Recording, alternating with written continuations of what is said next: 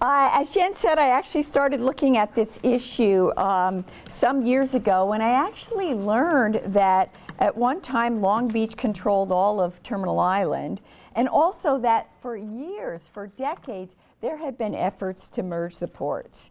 And so actually most recently, the Los Angeles 2020 Commission, which was created by the LA City Council President Herb Wesson, was a special commission, and they came up with a recommendation that there should be a combined authority. Prior to that, in 2011, the Los Angeles County Grand Jury made a similar recommendation. People raise this question all of the time. Why aren't the two boards combined? And even the two board presidents that I work for. But the concept has never really gained any traction in modern times, although historically it did. It went a bit further. So why is that? So once I retired, I decided to look at some more fundamental questions, like have any ports merged? What were their motivations for merging? What were the conditions that made those mergers possible? And do those conditions even exist here in San Pedro Bay? And of course, there's a more fundamental question. Why consider merging the ports? What problem are we trying to fix? And what benefits would it have? I've done many interviews of current and former port directors over the past few months involved in merged ports or ports where mergers have been attempted. Where those ports have merged, are they considered successful? Well, how you define success depends on who you're talking to. There are a number of factors that people would consider as a benefit of a merged ports. Oh, better land utilization, reduced overhead, we're more competitive, we have negotiating strengths in dealing with our customers, and so on. Looking worldwide, there have been quite a few ports that have merged since the year 2000. These are not all the port mergers that have occurred, and there was actually ports in the Netherlands that merged in 1998. My research really focused on the ports in North America, but I did look at Malmo because I went there last year for a visit. There are other ports where the idea of a merger has been suggested, like Los Angeles and Long Beach, or a study has been released where a merger is suggested to be looked at, like the OECD study of Amsterdam and Rotterdam, or cases where a merger was attempted and failed, like Houston and Galveston. I'm not going to talk today about bi-state authorities, but I mention them here because it's often suggested that Los Angeles and Long Beach ought to look to the Port of New York, New Jersey as a governance model. What should I say, but heaven forbid. If you look at what's going on in New York, New Jersey right now, there's a lot of talk about governance. There was just the two governors just vetoed a port reform bill. So that is an interesting case in itself. But I bring it up here also because I want you to look at the date that the Port of New York, New Jersey was created as that combined port authority, 1921. That date is going to come up again when we talk about the Los Angeles story. So let's look at some of the port mergers that have happened recently. Port Metro Vancouver was created in 2008 from the merger of the Port of Vancouver, Fraser River Harbor, and North Fraser River Port. So 3 ports in that area of Canada, British Columbia, merged to one port. The entire process took 18 months. Wow, that's really fast. How could this happen? Because all those ports reported to the same national authority. They weren't under different jurisdiction like Los Angeles and Long Beach. This was a complementary merger. They had different customer bases. Vancouver had 40 large customers. The Fraser River ports had 700 small business customers along the river. The Fraser River ports had financial problems and no funds to dredge. Vancouver was the port that suggested the merger to the national government because they realized that they needed land to expand and they could help finance the dredging of the Fraser River. So how do you find a success here? It depends on who you talk to. It met the goal of providing enough resources to dredge the river, so the federal government is happy. Vancouver now has lower cost land to expand into. One of the difficult challenges for the employees was merging a union employee base from Vancouver with non-union employee bases from the other 2 ports, and that was difficult. But bottom line, it was really a case of big swallowing small, but there were benefits for both sides. Copenhagen Malmo. This one port is in Sweden, one port is in Denmark. They built a bridge to connect the two ports. The merger was actually precipitated by the two port directors talking about how they can capitalize on their opportunities and minimize their weakness. Here again, you have one port with more money than the other port with expansion areas. So both ports benefited. Houston and Galveston. There have been two attempts to merge the port of Houston and Galveston, once in the 1980s and one that culminated in the year 2001. And the impetus in the year 2001 to look at merger was actually precipitated by one board president talking to the other board president. In this case, both port directors supported the merger, both port boards supported the merger.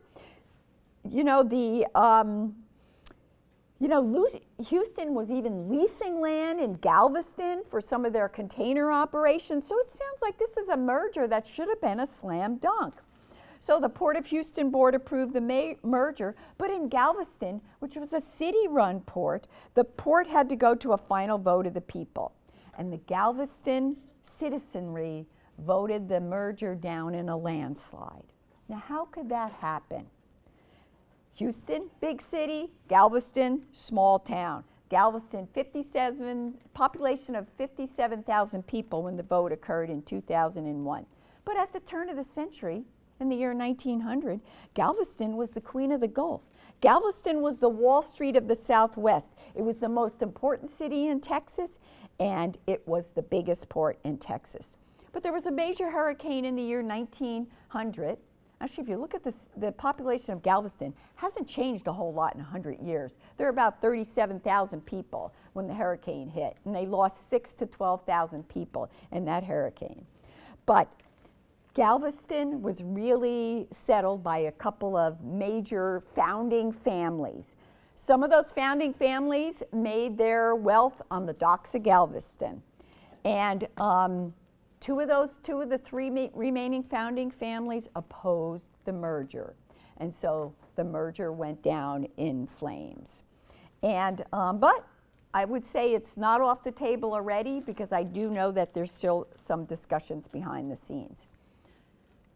Okay, to me, one of the most significant things that's happened recently in port governance was an action taken by Seattle and Tacoma in October 2014 to merge their cargo operations. They're putting their cargo operations under one chief executive. They're going to split all the costs, and they're going to share all the revenues. So this is unlike some of the other mergers. Now you have two ports that are very similar, and they compete head-to-head for the big customers like the container lines. So why did they do this? Both ports were investing millions, hundreds of millions of dollars going after the same customers, and they were stealing business back and forth from each other. And if you watch the board meeting when this happened, they felt that they could be a formidable force in being more competitive against the Port of Los Angeles and the Port of Long Beach by merging their cargo operations. So it's not a complete merger, because you still have the airport that's operated by the Port of Seattle, and they still have other land interests. But the most significant part of the Seaport operation is merged. And this is not through yet. It's still working its way through the process. But what has not been discussed publicly is what are the complementary features of this merger, and that was actually intentional.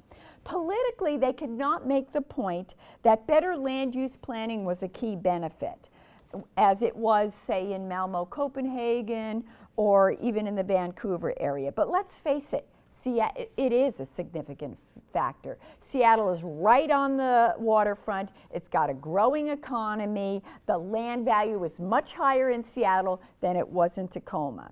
So there has been a study done of the economic consequences of this merger, but it has not been released publicly, and I can't wait to look at it. So this is going to be a great case to watch, but it will be interesting to see over time if cargo operations migrate to Tacoma and Seattle becomes something different. So with that little background on some of the mergers that have gone on, let's look at the case of Los Angeles and Long Beach. I was amazed to find that there were so many efforts to merge the ports over such a long period of time. And I think it's instructive to understand what the motivations were behind those attempts to merge the ports. And I view there were 3 significant periods of time when port mergers were considered. But to really understand the dynamics, I think, between these 2 ports and 2 cities, you have to know something about the annexation wars that occurred before the city of LA came and took over the port of Los Angeles communities. So for those of you that are not familiar with the area, let me just do a little geography lesson here. Port of Los Angeles on this side of San Pedro Bay, you've got the community of San Pedro, you've got the community of Wilmington, you've got Terminal Island, which is split between the 2 ports, Los Angeles on this side, Long Beach over here, and then you have the port of Long Beach. If you're not that familiar with what the area that is the city of LA, this is a map with all the colored areas showing what is within the city of Los Angeles. And you can see that they annexed what they call the shoestring. So in 1909, they could annex the communities of San Pedro and Wilmington and make it make the port of Los Angeles. But it wasn't always that way. Before becoming part of the city of LA, San Pedro and Wilmington were separate cities. There was a port of San Pedro and there was a port of Wilmington. So you have over here, Port of San Pedro, Port of Wilmington. Over here you've got Long Beach. And the early Los Angeles businessmen were really instrumental in attracting investment from the Army Corps of Engineers beginning in the 1870s with construction of this breakwater here, and then in 1899 with the construction of the big San Pedro breakwater. But Long Beach had a problem. They had a problem with, here's the LA River here, with sedimentation coming down the LA River. And they were trying to get the Army Corps to recognize that they wanted to do some development there. And the Army Corps reaction was, hey, we're working on this over here. You know, we don't really need to, start something else. Long Beach was also uncomfortable with the growing LA interest in the port area. And they were concerned about being subsumed into a larger, greater Los Angeles. So that started what we call the annexation wars.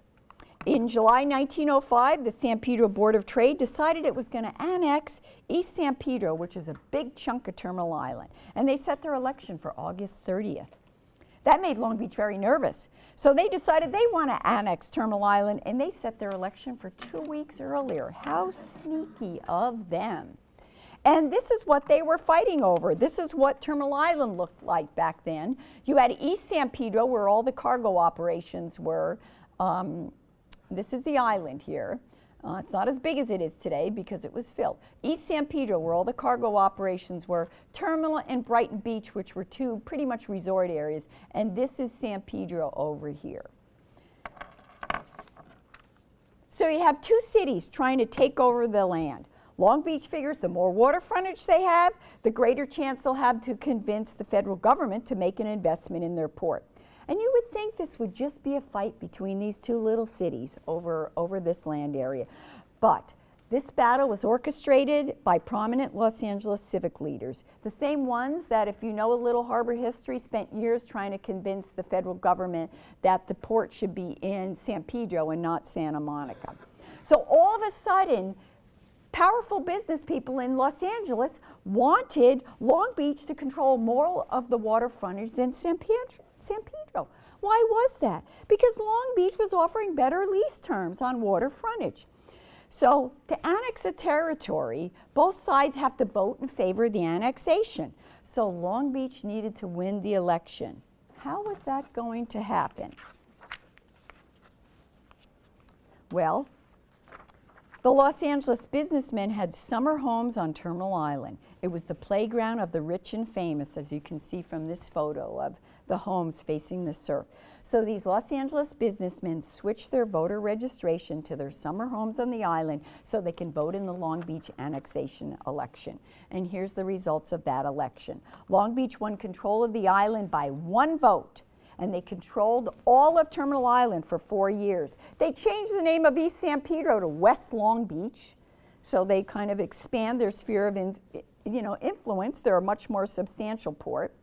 And right after the election, you see these very lucrative leases going out to John Gaffey and other Los Angeles-based companies. So obviously San Pedro was not going to accept this.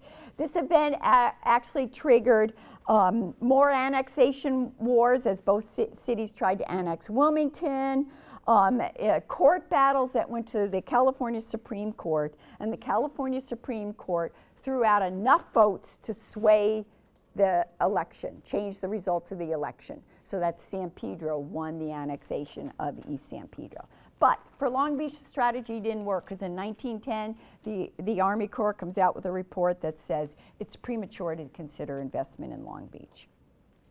So after 1910, Los Angeles begins filling off the island. The Army Corps finishes building that big San Pedro breakwater, and then everyone realizes, you know, we really need another big breakwater out in the middle of the harbor. But you know, World War I came on, not a whole lot happened. After World War I, the LA Chamber decided they needed Long Beach to help them. And so they wanted to both go together to the Army Corps as two cities and convince them that a second breakwater is needed. And so they established what they called the Greater Harbor Committee of 200. The committee, which included prominent business people from both LA and Long Beach, invited the Army Corps of Engineers, their board, to visit the bay and look at the needed improvements. So the general comes out from Washington in 1924 and he gives a speech. And this is a quote from his speech. "Don't think of Los Angeles and Long Beach harbors as separate entities, but in terms of one greater harbor." And he had precedent for what he was suggesting, because they had spent 5 years helping to convince New York, New Jersey, Brooklyn, Staten Island, and Long Island to create one port commission. This would end what Taylor described as a baffling and costly confusion in handling the business of the New York port. So the Army Corps ultimately recommended construction of the middle breakwater. It was a $14 million project, but they attached some strings. One of the strings was the local authorities had to come up with half the money, but the second one was that the two ports had to merge. Well, the ports were opposed to most of these conditions, especially unifying the port, but the business people kept pushing, and they prepared legislation to go to the California legislature to create a unified board with a 5-member board, 3 from LA, 2 from Long Beach. You can imagine how that went over in Long Beach. You know, LA approved it, Long Beach didn't. So, but both cities said, okay, we're going to put this whole idea of merging LA and Long Beach to the vote of the people. Let the people decide whether the two ports should be merged. And here are the results. I feel like I'm on American Idol here. The citizens of Los Angeles and Long Beach, more so in Los Angeles, voted to merge the two ports. So, after the election, 1926 now, there was a lot of foot dragging. LA, Port of LA, published their annual report in 26-27. Los Angeles Harbor, this is Long Beach all over here. This is what they were fighting for, this $14 million dotted line breakwater that they wanted to create. Now, for those of you that know what the harbor looks like, this is not where the breakwater is today. And so, but this was the project they were fighting for. But riding in on his white horse was the chief engineer, Nicholson, from the Port of Los Angeles, said, hey, I came up with a new scheme for a breakwater, and we have a different way of constructing it. And guess what? Instead of it being $14 million, it's only $7 million, which is the money the federal government's willing to put up. And so everyone was thrilled with the Nichols Solution. It appeared to solve everything. And so they go back to meet with the Board of Rivers and Harbors, and they say, the two cities together, hey, we've come up with this great solution.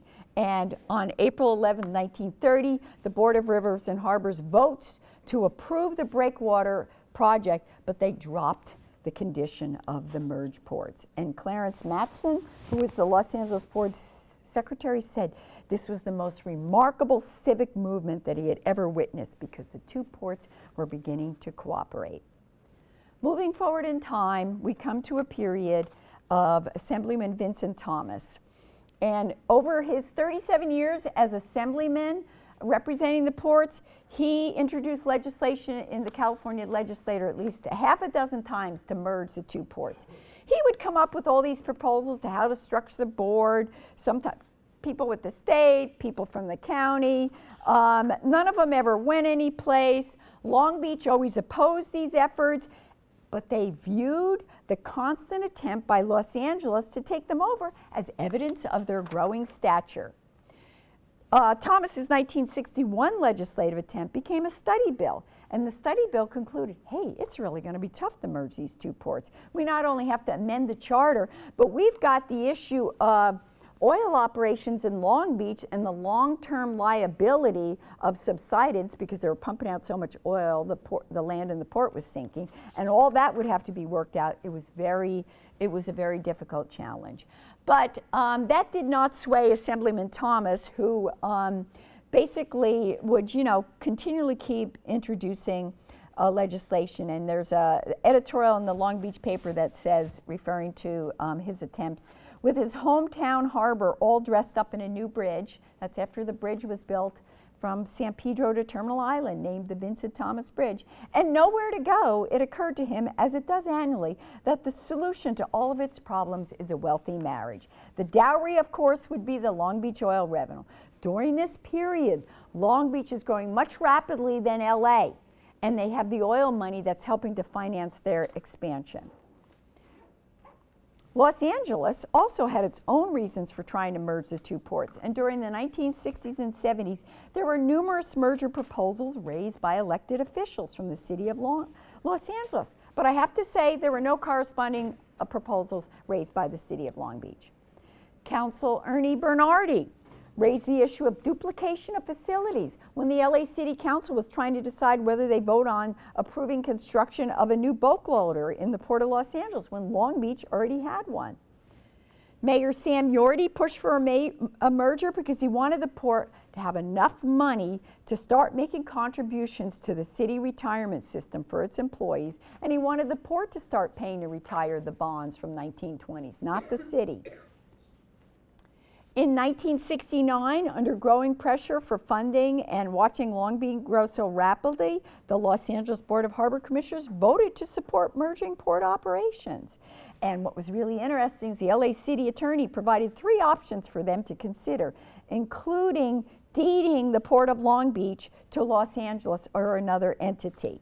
What was rather interesting is one of these optioning, operating the ports through a joint powers authority, is the same recommendation made by the LA 2020 Commission in the year 2014.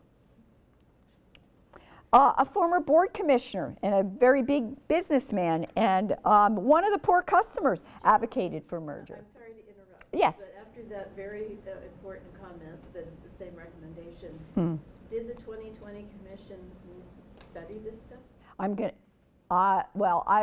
No. No, and I'll talk a little bit of that at the end when I wrap up. But I really do not believe that they did a lot of background work at all. As with most of these things, we'll see some patterns. Trade with China, a big issue. We can be more competitive working together. C. Irwin Piper did a study in 1974. He reported to the City Council that the LA City Council should force the merger of the two ports by drafting legislation. He supported, basically he believed that he also wanted to get the oil money to help Los Angeles pay some of his expenses. Mayor Bradley supported the Piper recommendation. And as a result of a lot of political pressure, there was a joint meeting of the Los Angeles and Long Beach Harbor Commissions. This was precipitated by all that study. It was touted as the first joint session of the two port boards ever. It was not the first time the two port boards ever met. They met once in 1929, but in closed session together. It was not a public meeting to consider the merger in 1929. This was the first public meeting of the two joint port boards. But The Long Beach City Council had gone on record right before this meeting opposing a merger, and then Mayor Bradley basically told his harbor commissioners to stand down. All of the people that were in this meeting have passed away except for James G. Craig, who happens to live a few doors down from me. Great source of information. Thomas's last attempt, legislative attempt, was in 1977. He tried to merge the port for 37 years, and he never succeeded. So then we come to more present times, and when I was working at the Port of Los Angeles, the Los Angeles County Grand Jury came out with a 2011 recommendation that the two ports commission an independent study of the cost and benefits of consolidation. It was not something that the Port of LA took up at that time, but it hit us out of left field. We knew nothing about it, no one had talked with us, and there did not appear to be any background research into this. So that takes us back to the 2020 Commission report.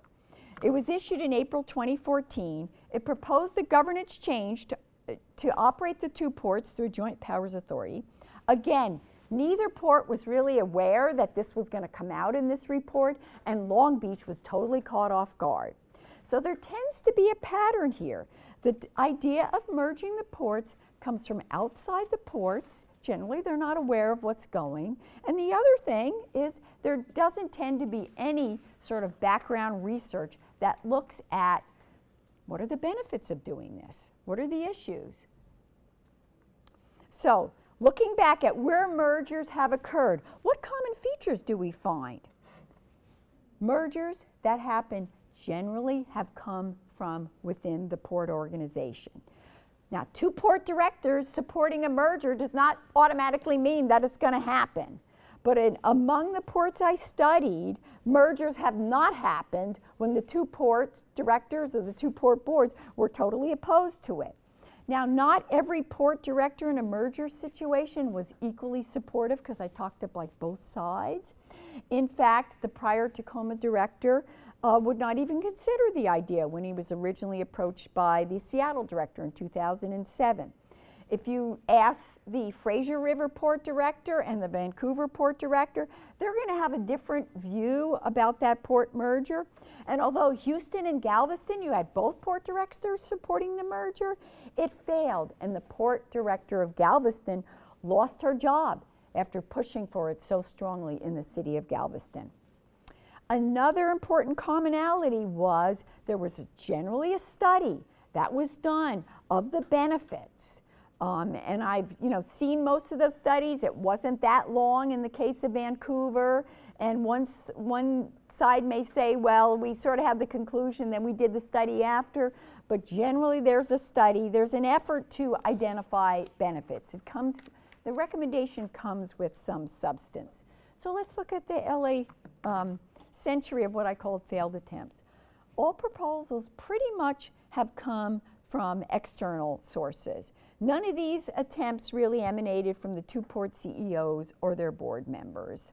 In fact, over this century of attempts to merge the ports, the port directors generally opposed the idea of merger, except when the LA port director, Bernard Coughlin, suggested that a merger would be good for Los Angeles because they could get some of the Long Beach oil money. So in all the mergers that happened, not only were there benefits, but there was a win-win for both sides. There were complementary factors. In many of these cases, well, really in most of them, you don't have those complementary factors. You have almost the other side, one side saying, hey, we could really benefit, and we really want to get your money. In a lot of cases, you had very different land values. You don't have that situation here where you have different land values in LA, Long Beach, and you have a common customer base. So even though this has been brought up countless times, I've not been able to find a really good economic analysis of merged ports. I haven't been able to find the 1962 study that was commissioned by the Assembly Transportation Committee yet. And there's never been a good job of anybody articulating the benefits. And that articulation of benefits is not likely to come from outsiders without port involvement. Even history tells us that mutual benefits are important. And think about it. The one time the ports ever came the closest to the merger you had both cities working together, and you had a advantage for both of them, that middle breakwater, which serviced both ports. So, you know, what are the benefits of LA Long Beach? You know, somebody's really got to articulate them. I could probably go down with a whole list, but if you came thinking I was going to conclude with a recommendation about merging our ports, you might be disappointed. But would a merger ever happen? You know, actually most port customers don't differentiate between the two ports. Maybe there's a future scenario where conditions get to a point where, oh, competition is so bad, there's empty terminals in one port or the other. But you know, the port management and the boards are going to be the first people there to recognize their problems. And that's why many of these port mergers have really emanated from the two ports working closer together.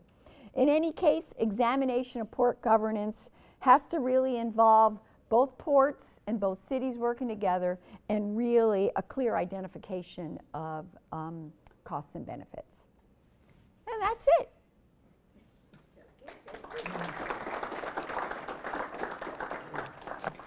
So I'd be happy to entertain any questions. Yes? Two questions. First, I'm always suspicious when I see like a 73-72 vote. Oh, I'm yeah. wondering if there's any speculation of sort of like ballot adjustment. Oh, yes. They rigged the election. So, and you know, I've actually traced the names of the voters from Los Angeles that voted in that election from their summer homes to the board members of the lucrative leases that were immediately issued by the city of Long Beach. And so what happened at court is they went through those ballots, and what they said is, okay, if you sold your home in LA and you moved permanently to Terminal Island, then your vote stands. If you just went down there, took a vacation, and voted in the election, that vote was thrown out. So they targeted a few, and enough to flip the election the other way. So yeah, you're right to be suspicious. And I guess maybe I didn't make it clear. They rigged the election intentionally.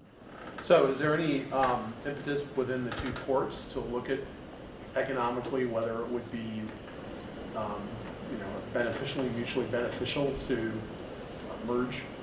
You know, at one point when I was director, Chris Lytle was the director at Long Beach, one of their commissioners went to visit the OECD. And the OECD is doing all of these studies on port competitiveness issues. So the Port of Amsterdam and Rotterdam contracted with them to prepare this analysis of how can we as a region be more competitive.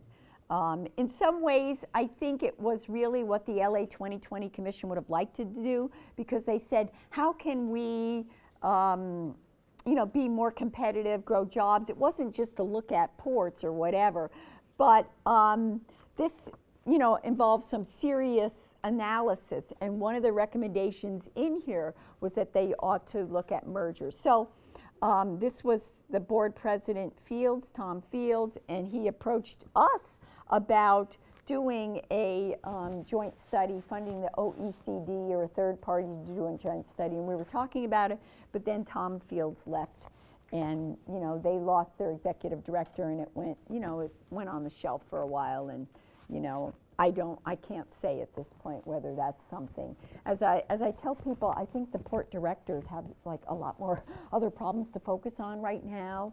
And so, but the point I wanted to make is, unless there is an objective sort of study that really looks at, you know, benefits, that was kind of a precursor to any of these mergers that actually went forward.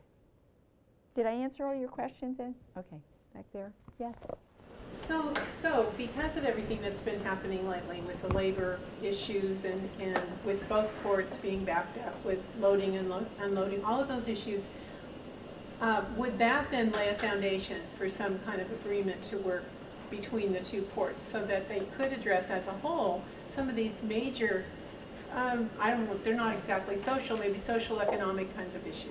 And that has happened. That has happened in the past, and that's going on exactly right now. So the two ports have worked together. I mean, they've formed strategic alliances, like to develop the Alameda Corridor project.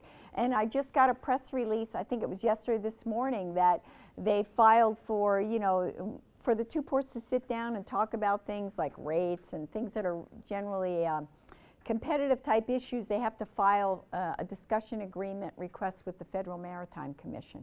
So just in the last day or two, they've had that first meeting, and we have someone right here, I think, attended that first meeting to look at some of those congestion issues that are going on. So how can they work together more strategically to solve some of those problems? And I don't know whether Mike wants to, no, it's probably can't talk about it. So, but not to put you on the spot. But so those things do go on. And so there's a lot of ways to cooperate short of merging the two operations. So, yes.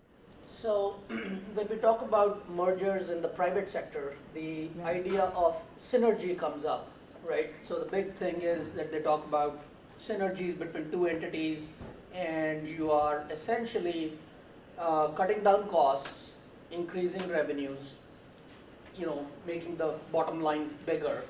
And I'm just wondering, since these are two public entities, whether there is an appetite to even take down, you bring that merger in, there's an appetite to reduce those costs, which might be in the workforce, in the common management. So there is a certain disincentive to even conceive the notion of a merger, because these are domains where people want to, keep themselves independent, and the merger brings in that whole downsizing that then increases efficiencies. Right. Well, if you look at, that was, in the pre-study for the Metro Vancouver merger of those three ports, the benefits, one of the benefits outlined were streamline operation, reduce overhead costs, reduce staffing, and in actuality, there were like, you had an employee base of maybe a couple hundred in Vancouver, and then you had 50 in the other port and 5 in the tiny port. And so one of those employees is still an employee. 5 of the 50 in the smaller port are still working there. But in actuality, of the 300 or so people that work at the Port of Vancouver, only 150 of them have come since the merger was in place. So you have such a rapid turnover. But I've asked them, well, did you go back to see if the estimates that you made of, you're going to reduce this? No.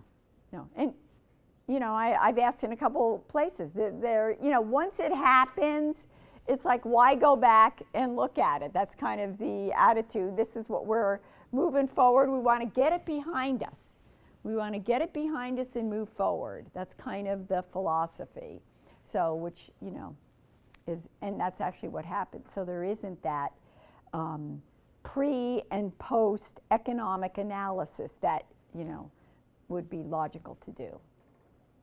Was there another question over here? Well, I don't know if this is a simple question, but the terminal operators or labor or anybody else have input or an idea of this? Maybe that falls on this question. That was a big question that I had for Seattle-Tacoma, because now you've got a similar customer base, and the customers like to, play one port off another. And so, I asked, well, what is the position of the customers? They've been very quiet. As someone remarked to me, they may be keeping their powder dry, and so it's, and I've talked to some customers when I was port director who would raise the same thing. This is stupid. Why aren't we merging these things? Because they don't, they like something over there and they like something here, and they'd rather have the best of both worlds. But they've been relatively quiet. I know that, one of the advantages of a merge operation is, you have an opportunity maybe to raise the rates. And so the rates have increased for a lot of the tenants along the Fraser River, because their port director tended to price his land in sort of like the bottom third of market value. And then an operation like Vancouver, especially if they have to finance the dredging, they're not going to be at the bottom of market value. So a lot of those smaller businesses have seen their rates increase. Yes?